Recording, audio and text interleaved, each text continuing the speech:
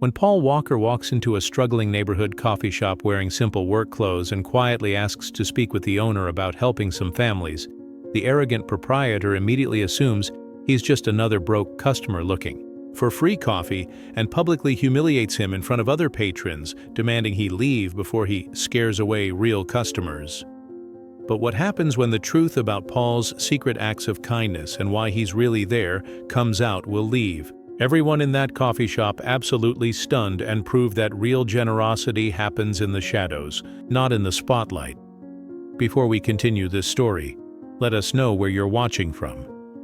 If you enjoy stories like this, subscribe to the channel, because tomorrow we have another special story for you. The morning sun cast gentle rays through the large windows of Sunrise Coffee, a small family-owned cafe tucked away in a quiet neighborhood of Van Nuys. The aroma of freshly brewed coffee mingled with the scent of warm pastries, creating an atmosphere that should have been welcoming and comfortable. But despite the cozy setting, tension hung in the air like smoke from an overworked espresso machine. Behind the counter stood Frank Morelli, a man in his early 50s whose permanent scowl suggested that customer service wasn't his strongest suit. Frank had inherited Sunrise Coffee from his father 3 years ago, and since then, he'd been fighting a losing battle against rising rent, dwindling foot traffic, and the crushing weight of trying to keep a small business afloat in an increasingly corporate world. Frank's frustration had turned him bitter, and his bitterness had turned him suspicious of anyone who didn't look like they belonged in his vision of what a proper coffee shop customer should be. He'd started to view his cafe not as a community gathering place, but as his personal fortress, where he alone decided who was worthy of service. The morning rush had just ended, leaving only a few customers scattered throughout the shop. Near the window sat Maria Gonzalez, a single mother who worked 2 jobs to support her 8-year-old son, Miguel. She came to Sunrise Coffee every Tuesday morning, not because she could afford the luxury, but because Miguel loved the chocolate croissants, and she was determined to give him at least one small joy each week, even if it meant skipping lunch herself. At a corner table, elderly Mr. Patterson read his newspaper while nursing a cup of black coffee that he made last as long as possible. He'd been coming to Sunrise Coffee for 15 years, watching it transform from his late friend's dream into Frank's burden. The old man often worried about what would happen to this little sanctuary when Frank finally gave up. The electronic chime above the door announced another customer, and Frank looked up from wiping down the counter with mechanical irritation. A tall man in his late 30s entered, moving with the unhurried pace of someone who wasn't trying to impress anyone. He wore faded jeans with honest wear marks, a simple gray Henley shirt, and work boots that had clearly seen their share of actual work. Paul Walker had been driving through the neighborhood when he spotted Sunrise Coffee, but this wasn't a random stop. For the past 3 months, Paul had been quietly researching small businesses in struggling communities, looking for places where a little help could make a big difference. He'd heard about Frank's coffee shop from a mutual acquaintance, a story about a man trying to honor his father's legacy while drowning in debt and bitterness. But Paul had also heard something else, whispered stories about families who couldn't afford their morning coffee but found their orders mysteriously paid for, about single mothers who discovered their tabs had been cleared by an anonymous benefactor, about elderly customers who were told their coffee was on the house without explanation. Someone had been secretly taking care of people at Sunrise Coffee, and Paul had a feeling he knew who it was. He'd come here not to be a customer, but to offer help to someone who was already helping others, even while struggling himself. Frank looked Paul up and down, his expression immediately shifting to one of suspicion and barely concealed disdain. Everything about this guy screamed, problem customer. The casual clothes, the relaxed demeanor, the complete absence of any visible wealth or status. Frank had dealt with too many people who came in expecting handouts, and he wasn't in the mood for another sob story. Paul approached the counter with a calm smile. "Good morning. Are you Frank Morelli?" Frank's frown deepened.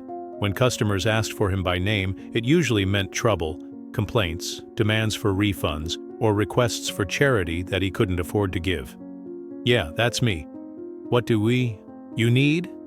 Paul glanced around the coffee shop. taking in the atmosphere, the customers, the obvious signs of a business struggling to survive.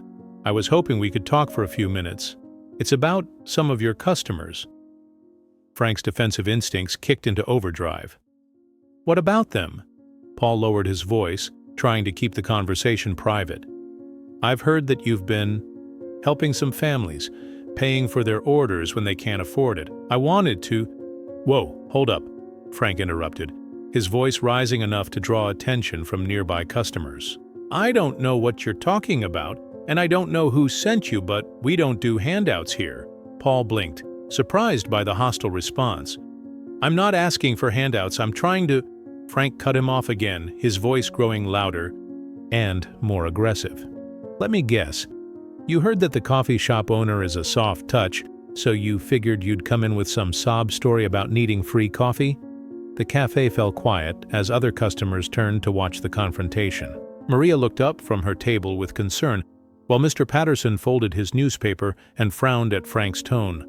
Paul remained calm, though confusion was evident in his expression. I think there's been a misunderstanding. I'm not here for free coffee. I wanted to talk to you about what? Frank snapped. About how you can't afford a $4 latte? About how life's been tough and you need someone to take pity on you? The words hit the coffee shop like a slap. Several customers exchanged uncomfortable glances, clearly disturbed by Frank's treatment of what appeared to be a polite customer who had done nothing wrong. Paul looked around the shop, seeing the embarrassed faces of the other patrons, then looked back at Frank. I'm trying to help, he said quietly. Frank let out a harsh laugh. Help? Right. Let me guess.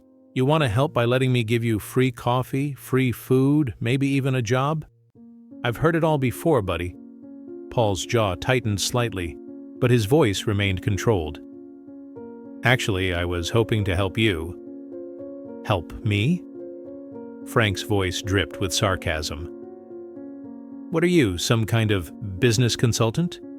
You gonna teach me how to run a coffee shop? Because let me tell you something.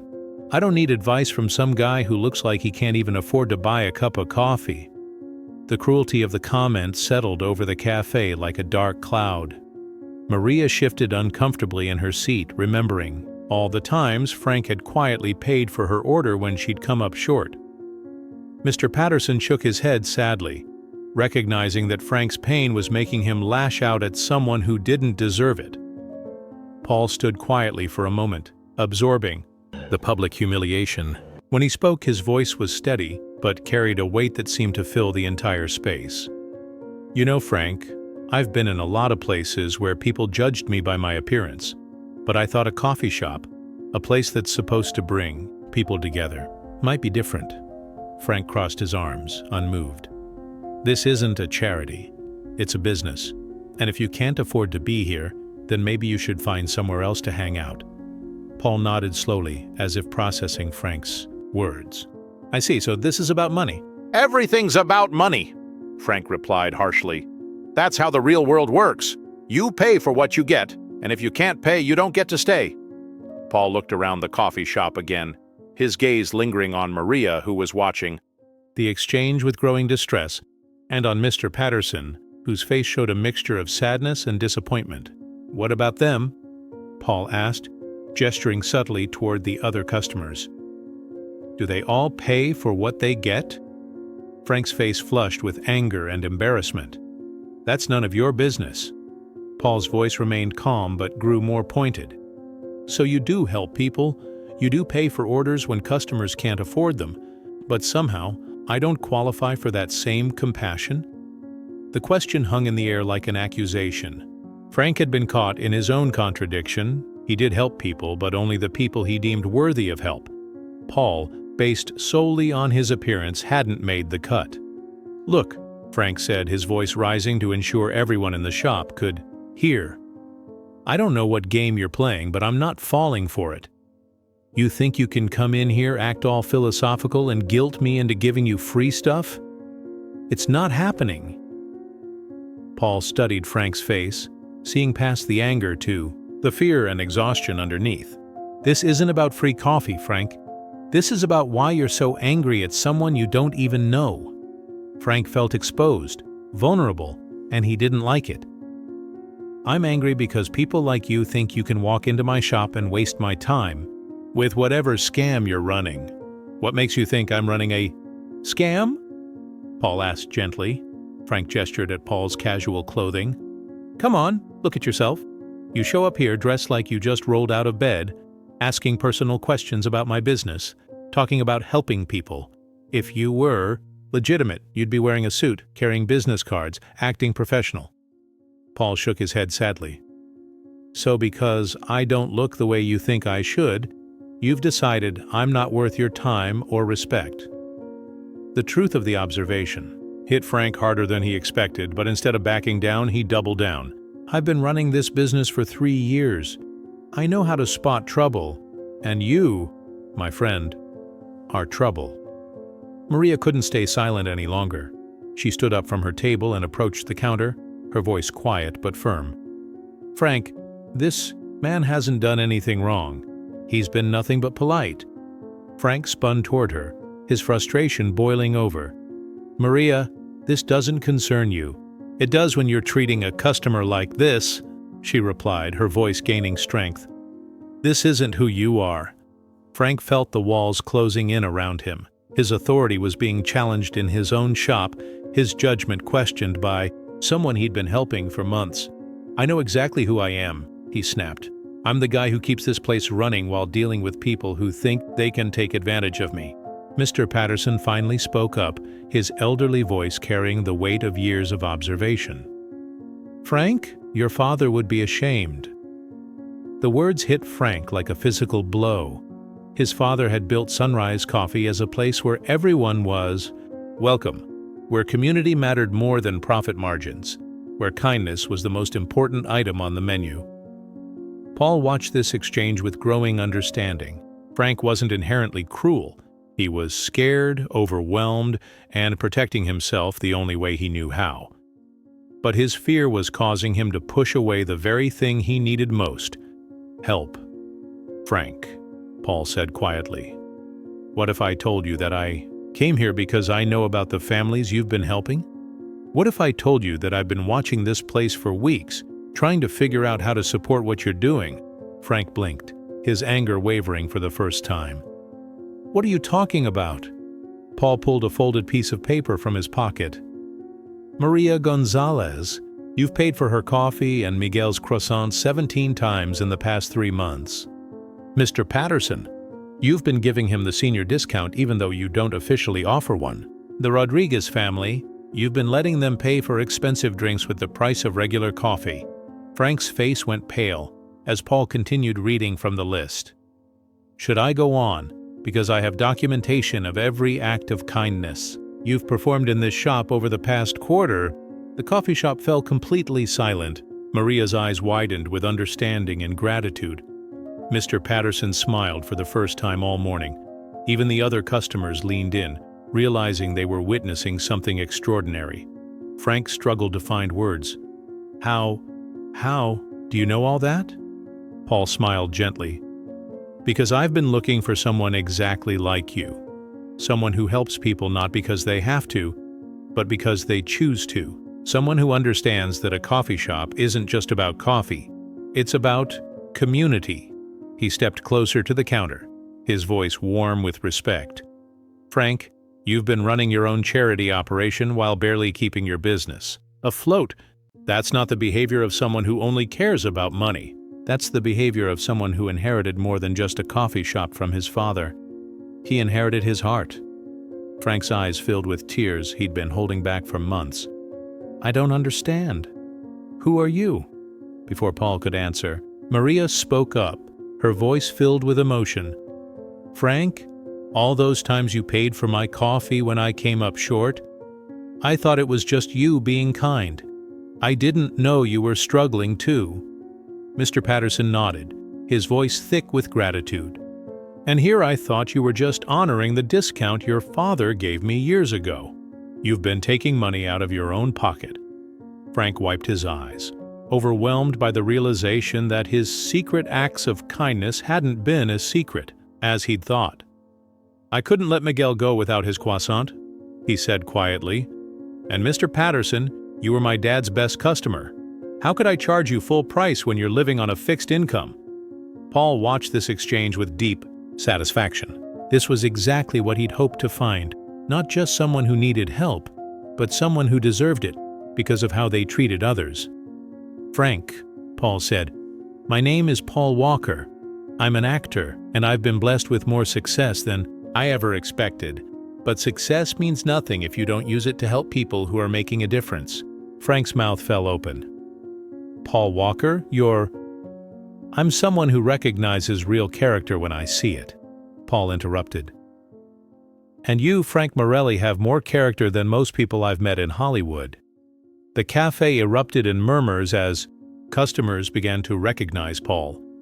But he held up a hand, keeping the focus on Frank.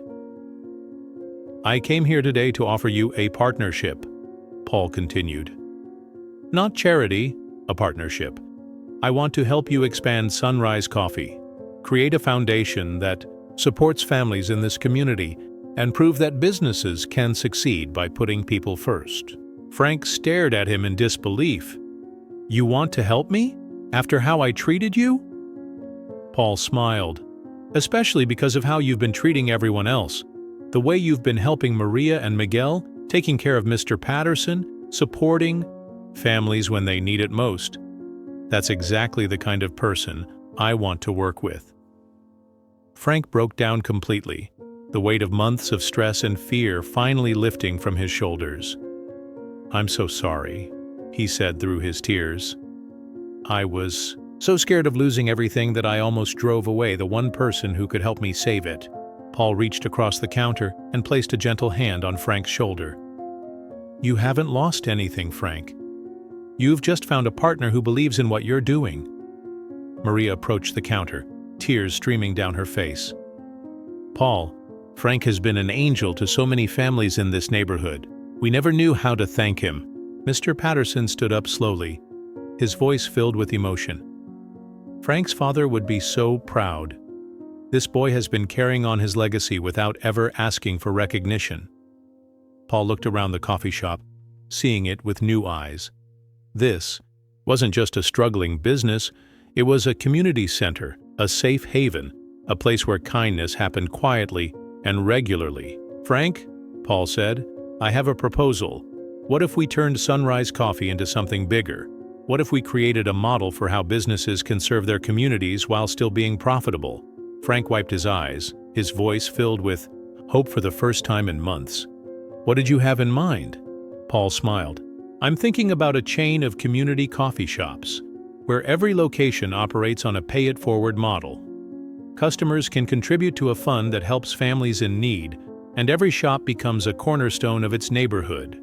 He gestured around the cafe. "This place would be the flagship. Frank Morelli's Sunrise Coffee, where community comes first." Frank looked around his shop, seeing not just the worn furniture and outdated equipment, but the faces of the people who had become his extended family. "You really think it could work?" Paul nodded. "I know it can work, because you've already been doing it. We're just going to give you the resources to do it bigger and better." As the morning progressed, word spread through the neighborhood about what was happening at Sunrise Coffee. Customers who had been helped by Frank's quiet generosity began to gather, each sharing their own story of how he had made a difference in their lives. A construction worker named Carlos revealed that Frank had been giving him free coffee during a period of unemployment. A college student named Ashley shared how Frank had let her study in the cafe for hours over a single purchase, never making her feel unwelcome. An elderly woman named Mrs. Chen explained how Frank had started carrying her favorite tea, even though she was the only customer who ordered it. Paul listened to each story with growing amazement. Frank hadn't just been helping a few people. He'd been supporting an entire community, one small act of kindness at a time. "This is what I'm talking about," Paul said to Frank as they watched the gathering crowd. "You've already built something incredible here. We're just going to help it grow." 3 months later, Sunrise Coffee had been transformed. The renovation had preserved the warmth and character that made it special while adding modern equipment and expanding the seating area. A large sign near the entrance read, Sunrise Community Coffee, where every cup makes a difference. But the real transformation wasn't in the building. It was in Frank himself. The bitter, defensive man who had almost turned Paul away had been replaced by someone who radiated purpose and joy. Frank had remembered why he'd wanted to carry on his father's legacy in the first place. The Pay It Forward program had become legendary in the neighborhood. Customers could contribute to a community fund that provided free meals for families in need, scholarships for local students, and support for elderly residents on fixed incomes. Every week, Frank would quietly approach families who were struggling and let them know their orders were covered. But perhaps most importantly, Frank had learned to recognize kindness in all its forms, even when it came dressed in work boots and faded jeans. Paul continued to visit Sunrise Coffee regularly, not as a celebrity or benefactor, but as a friend. He would sit at the corner table, usually the same one where Mr. Patterson read his newspaper, and watch Frank work with the pride of someone who had found his true calling. On one particular morning, as Paul watched Frank serve a young mother, who was clearly counting coins to pay for her coffee, he saw Frank quietly ring up only half the order while giving her the full meal. The woman never knew about Frank's generosity. She simply walked away grateful for the unexpectedly reasonable price. "You know," Paul said to Frank as they cleaned up after the morning rush, "watching you work never gets old." Frank smiled, wiping down the counter with the same mechanical motion he'd used months earlier, but now it carried joy instead of frustration. "I used to think running this place was about surviving. Now I know it's about living." Paul nodded, understanding exactly what Frank meant. "Your father would be proud." Frank paused in his cleaning, looking around the bustling cafe. "I think he is proud. And you know what? I think he sent you here." Paul chuckled. Maybe he did. Or maybe he just raised a son who was already doing the right thing, even when no one was watching. As Paul prepared to leave that day, he noticed a man in worn work clothes approaching the counter hesitantly. The man looked tired, uncertain, exactly like Paul had looked on that first morning months ago. Frank smiled warmly at the customer. "Good morning. What can I get started for you?" The man hesitated. I don't have much money, but I was hoping." Frank held up a gentle hand. "Don't worry about it. Coffee's on the house today. And if you're looking for work, I know a few places that might be hiring." Paul watched this exchange with deep satisfaction, remembering his own first encounter with Frank. The transformation was complete. From suspicion to compassion, from judgment to generosity, from fear to faith in the goodness of people. As Paul drove away from Sunrise Coffee that day, he reflected on one of the most important lessons he'd learned. Sometimes the people who need help most are the ones who are already helping others. And sometimes the greatest gift you can give someone isn't money or fame or recognition. It's the reminder that their kindness matters, that their efforts are seen, and that they're not alone in their desire to make the world a little better. Frank. Morelli had taught Paul that true character reveals itself not in how we treat those who can help us, but in how we care for those who need our help. And Paul had shown Frank that kindness recognizes kindness, regardless of how it's packaged or where it comes from. The coffee shop continued to thrive, becoming a model for community-centered businesses across the country. But its real success couldn't be measured in profit margins or expansion plans. It could only be measured in the lives that were touched, the families that were helped, and the simple truth that sometimes the most powerful force in the world is one person choosing to care about another. And every morning, as Frank opened the doors of Sunrise Coffee and welcomed the first customers of the day, he remembered the lesson Paul Walker had taught him. Never judge someone by their appearance, because you might be turning away the very person you've been praying would find you. Because sometimes angels come in work boots and miracles arrive wearing faded jeans.